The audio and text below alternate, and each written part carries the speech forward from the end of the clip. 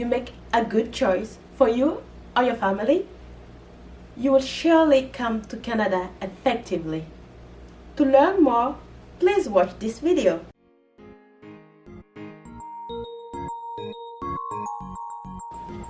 Hi everyone!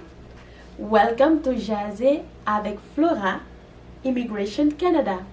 Today we are in a different environment, but please friends, stay focused and let's talk more about immigration. Canada has many programs and systems that will allow you to immigrate. However, you need to make a big choice. Do you want to immigrate as a permanent resident or do you want to immigrate as a temporary resident? I know if I have to guess, 80% of you friends will tell me that you want to immigrate as a permanent resident, which is fair, but you need to think strategy, okay? Always think strategy.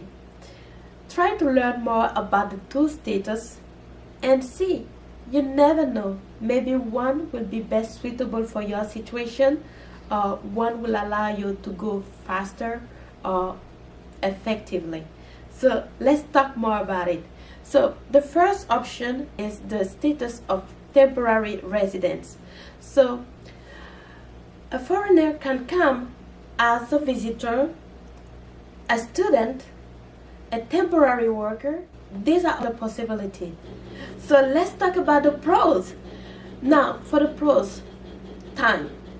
So the time for processing your application is way faster when you are seeking a status of temporary resident. Indeed, you will have to just gather all your documents and take an appointment for an interview at the consulate or the Canada embassy in your country. So depending on the country, you probably will have to wait for 2 weeks or maybe 2 months to get your interview. So once you go for the interview, you will be granted with a yes or no. But if you get a yes, then that's it. When you get to Canada, you will have your status of temporary resident. Now, cost. The cost of processing the application is way lower than the cost of processing the application for the status of resident permanent. So the cost of processing for the status of temporary residence is about vary between $100 and $200. So I will show you in the video the page from the official website that lists all the costs. So please friends, stay with me because you will learn more. Another thing also will be the fund. Okay, because you need to indicate to Canada that you have sufficient fund to travel as a visitor, as a student, as a temporary worker. Okay, but that cost is usually a little bit lower than if you were to go and live in Canada, because then you will have to be able to cover for a certain time. So depending on the category, okay, that cost could be high or low.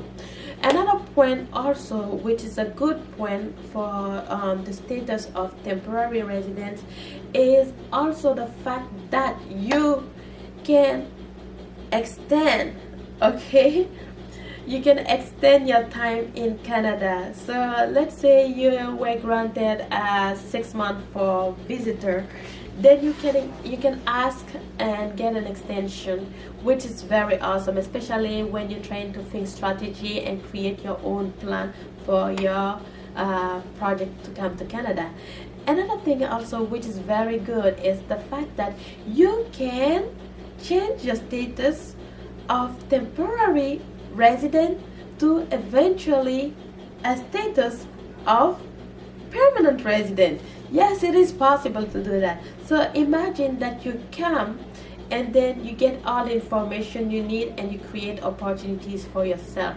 Another thing that I would like to say also is once you're in Canada, okay, once you're in Canada, you need to think fast. Try to check on the cost of living, try to check on apartment, try to check on transportation, try to check on school and everything. Try to check if the area is okay for you.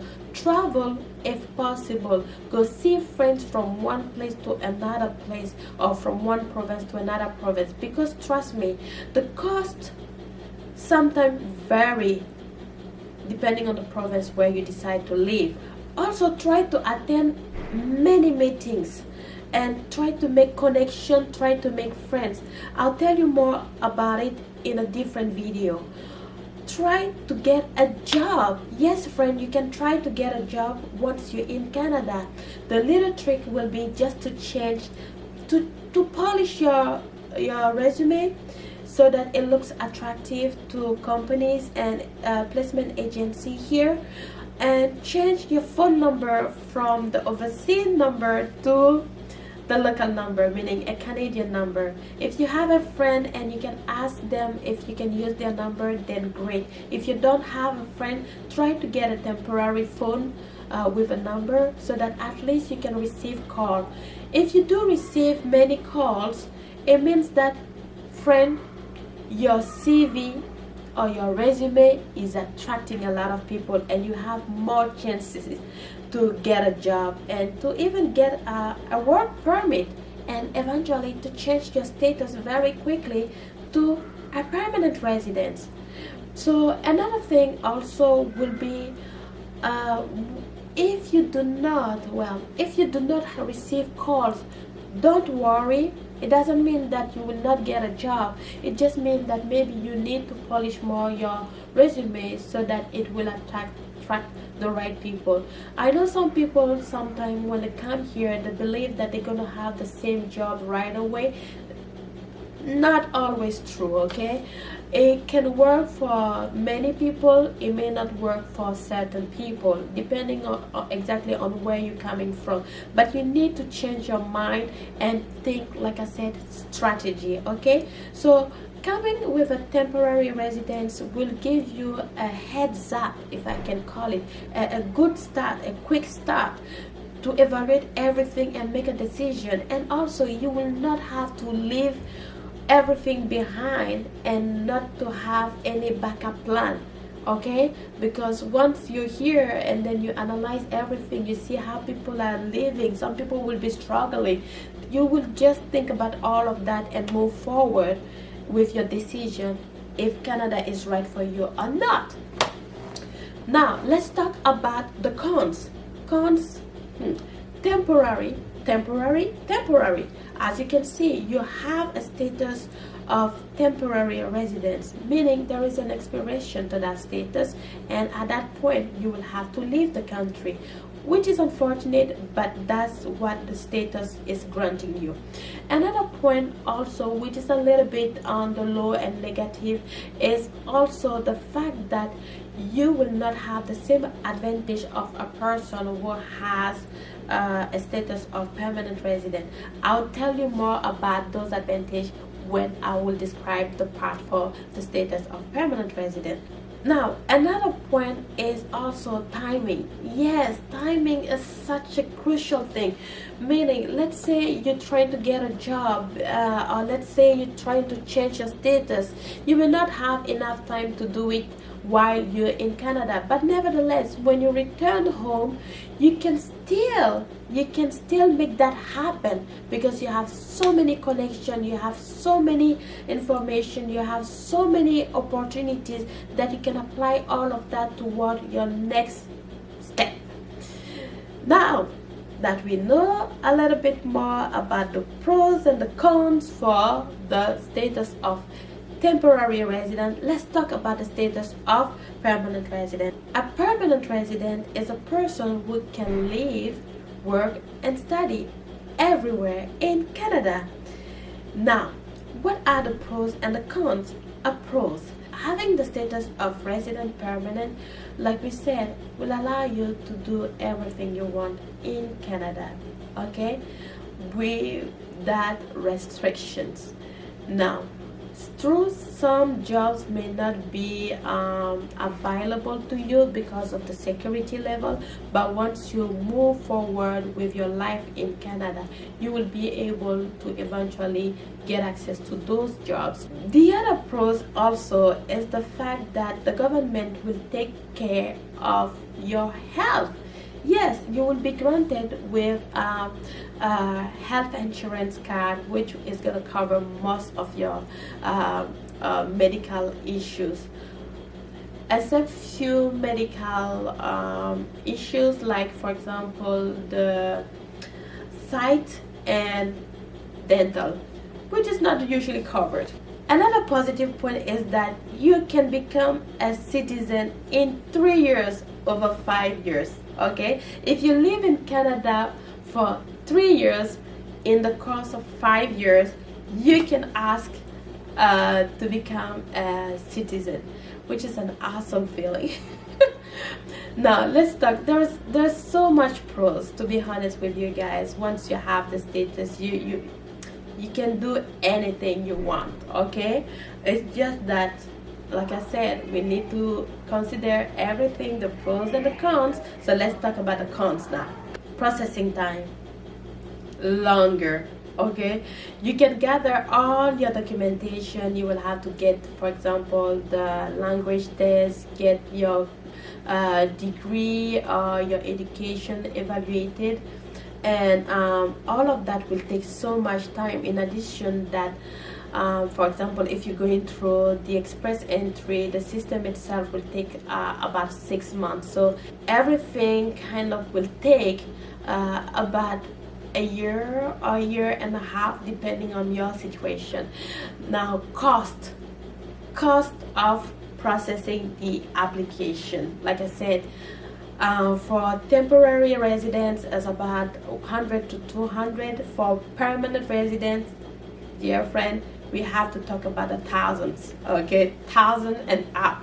So yes, the cost is a little bit higher, and that doesn't even include cost for the language test and cost for evaluating your education and any other cost. No, it's just the cost for the processing and all that. And depending again, if you're coming with family, that cost will also increase accordingly. Now, another thing also is fund. Okay, what amount can you bring to sustain your life here in Canada as a permanent resident? So that amount is pretty much high. But I will put the link for, like I said, the official website. Please browse and read all the information to get a better understanding of what to expect. Also, there's a lot of documents that you have to provide in order to move forward with your application for the status of resident permanent. Okay, and this is in comparison to the status of temporary residents. One other thing also is that you need to maintain your status of resident permanent. Okay, to do so, it's not a big deal. It's just that its status, the government status, that over 5 years you need to be living in Canada for at least 2 years to still maintain that status. So if you have to go for 4 years elsewhere, okay, in 5 years row, you may lose your status. So this you need to keep in mind, especially for people that do business and things like that. Just remind yourself that you cannot stay outside of Canada for longer, which makes sense. You want to be a permanent resident here, so you should be probably staying here longer.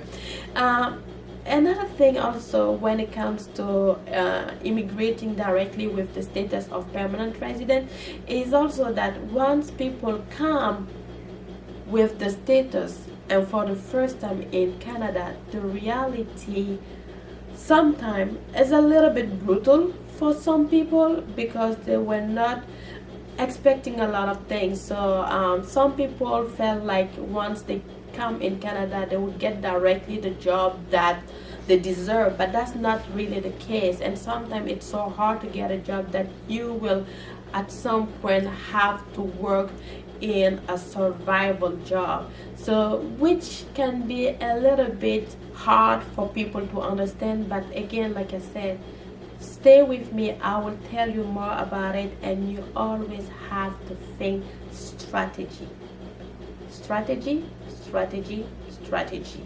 So anyway, just to say that some people, when they come at first with the status of resident or permanent resident, then they get surprised, and that kind of affect the whole situation in their life.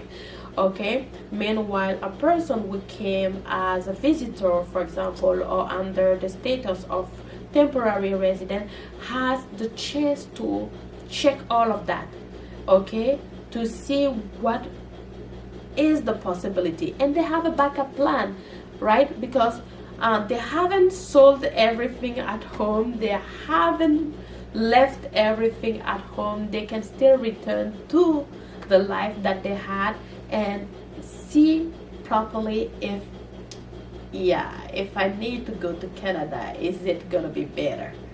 You know, because sometimes people see just the pictures and people and all that and hear certain things, but the reality could be a little bit different. So I will invite people to come and see. This is the Government of Canada official website, and here is the fee list. So that page kind of gives you all the information about the fees that you will have to pay during the processing of your application. This will not include fees like for your language exams or reviewing your education and all that. Okay, so it's just the direct fees that you have to pay for processing your paperwork or your application in the system. So right now you can see temporary residence. Okay, you can see electronic travel authorization, which is the travel authorization that can be given to a person coming from a country that has a direct relationship or agreement with Canada. So they do not have to request a visa. They can just use the electronic travel authorization, and that will cost them $7 Canadian. For people with international experience Canada, you can see the price is about $150. Study permit will go around $150. If you need to restore your status, it's going to be $350. Temporary resident permit around $200. Visitor visa, you can see $100. All right, you just have to pay $100. So once you have all the documentation you need to apply, this is going to be the fee that you will have to pay only. Work permit, as you can see, is $155. So the price goes around between $100 and $200, if I can say it that way. Now let's see the permanent resident. As you can see, like I said, the price were a little bit lower on the temporary residents. Now let's see what happened in the permanent residents. Business immigration. As you can see, the price is going a little bit up. So this is for Quebec business immigration, self-employed people, startup visa. So you can see the price is about $1,540 Canadian. And here we have economic immigration. You can see the price goes around $1,000. And humanitarian and compassionate will be around $1,000 and up. Permanent resident card will be $50. So like I said, usually the permanent resident card, yeah, if you lost, this price will be only applicable if you lose your card, but usually the first time they won't charge you a fee. For permanent resident travel document, this is the fee you have to pay, $50. For permit holders class, it's going to be around $815. For protected person, it's going to be around $550. For the right of permanent residency, you can see it's going to be $490, but this price is going to be in addition to other prices. So I would say that you will have to pay pretty much you will have to pay pretty much $1,500 or $2,000 and up for the processing in this status. And not to forget that you will have also to pay fees for evaluating your education as well as making your language test and so on. So this is the price that you have to pay. If you're applying from the family sponsorship, if you are going through the family sponsorship, then for example, this is the price you will have to pay, $1,040. And these are all, I would say, permanent to some extent. Parent and grandparent fees, spouse, partner, or children fees, $1,040. So just think, like I said, just think strategy and see what's best for your situation, for your family. So is it a good thing to choose to come as a permanent resident or a temporary resident? I would probably say, friends, it really depends on you. Okay, see, if you don't have, per se, enough fund, okay, but you still want to see if Canada is right for you, or you're not really sure about that, you don't know if you want to uproot yourself from your country and your life and come and start from ground zero in Canada, or maybe you want to just have a head start and come and see if you can make connection and check if your CV, okay, your resume can attract a lot of people and get to learn people, get to network and all that, I will say maybe the status of temporary resident is best suited for your situation. Come and check. You will not lose the experience, and actually that will give you a bonus over people that comes directly and get a little bit overwhelmed because you have already planned everything. You probably at that point know which province you want to go to, which apartment maybe you want to target, what kind of transportation you want to use once you get to Canada.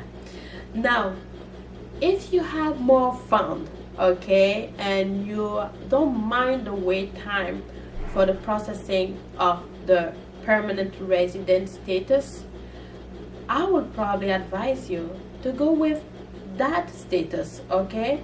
If you're ready to leave everything behind and go for it, and you have already make your research and all that, and you're sure about everything, just go for it.